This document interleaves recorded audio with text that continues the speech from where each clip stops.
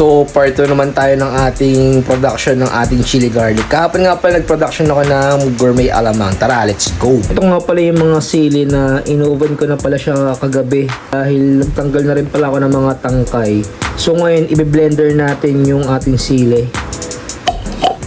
So bakit nga ba ino-oven natin yung ating sili? Gusto ko kasi mag-dry tol kasi masyadong ma-moisture o mamasa-masa yung sili. Kailangan natin siya i-oven para mag-reduce yung tubig sa mismong sili.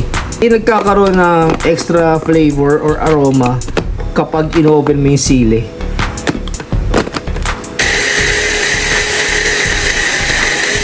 Lagay tayo ng konting mantika, ayaw niya ma-blend eh. So ayan.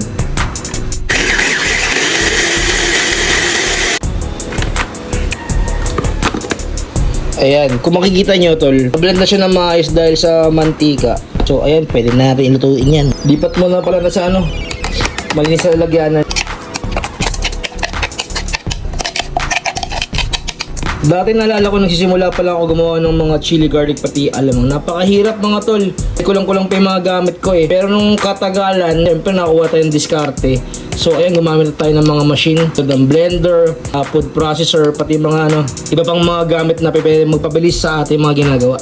So kahapon nakapag-blender na rin ako ng garlic natin para sa ating chili garlic ngayong araw. So ito na nga pala yung bawang, yung sili, ayan. So muna natin pala magluto. Ito pala yung sample ng ating chili garlic. So ito yung label niya mga tol. Tony Boys TV, yung page ko, tas chili garlic. Bali, ito nga pala is 220 ml, isang bote. Tapos tinunan naman yung laman, pati mantiga. Bawas na kasi, pero usually yung laman niya marami kaysa sa mantiga. Upait muna tayo ng mantika. Ayan. 1 litro muna ilalagay natin. Unahin natin ilagay yung bawang.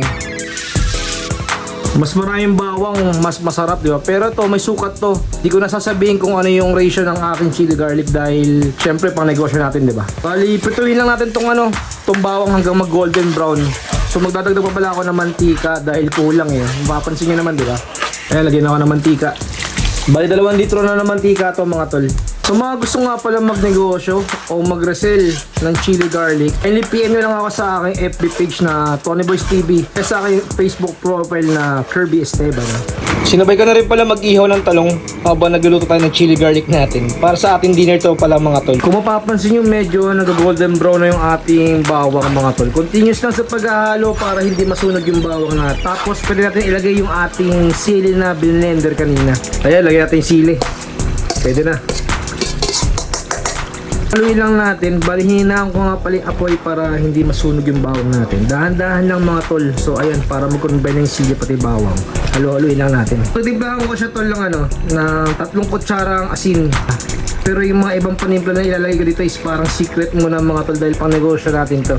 Nailagay ko na rin pala yung mga ibang pampalasa na hindi na natin pinakita mga tol dahil secret nga, diba? So halo-haloy lang natin hanggang mag-combine ng lahat ng pampalasa. Lutuin ko pa to sa loob ng 1 oras. Bali yung total time ng cooking time itong chili garlic is 2 hours. Tapos may hinang apoy lang. Habang hinihantay natin yung maluto yung ating chili garlic, nagluluto na rin pala ako ng dinner namin. Tortang talong mga tol. Sarap, diba? Balik natin. Dale boy! Ayan. Ayan, luto na ating tortang talong.